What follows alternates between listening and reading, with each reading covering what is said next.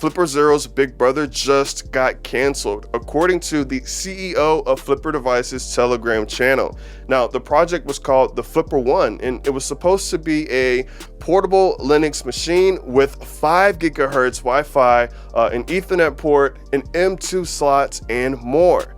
Here's what happened. Pavel posted in his Zovner Hub Telegram channel that the first prototype of the Flipper One arrived, but basically, given the current cost of memory and RAM, he no longer thinks the Flipper One is sustainable economically.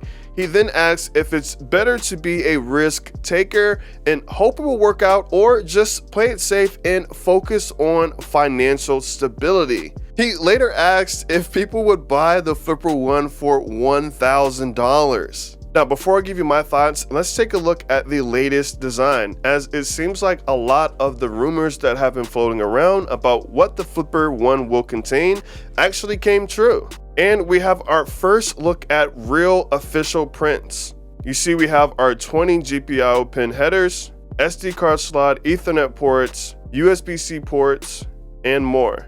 Now, in my opinion, I think it's a pretty wise move. Now, he already took a risk by getting the idea together and then paying a bunch of developers to start working on that idea. We have evidence of the repositories already online, and they started on documentation and even manufactured a few units. Honestly, after investing that amount of resources, I think it's pretty smart to take a step back and assess your current and future risk, as risk management is really the key to financial stability. But if they were to continue with the project, I think $1,000 is way too much. I think maybe somewhere $300 to $500 ballpark might hit.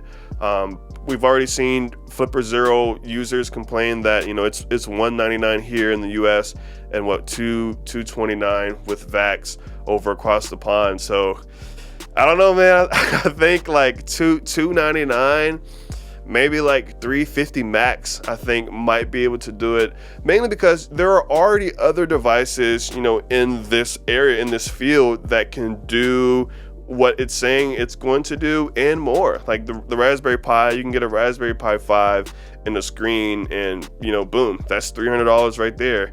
And, you know, Raspberry Pi is well known and is already out there and well established, so people may go for that route if it's cheaper and can do the exact same thing. Okay, well, that's it for today, folks. The Flipper One is canceled as of now. Definitely let me know your ideas in the comments below. Were you hoping for the Flipper One?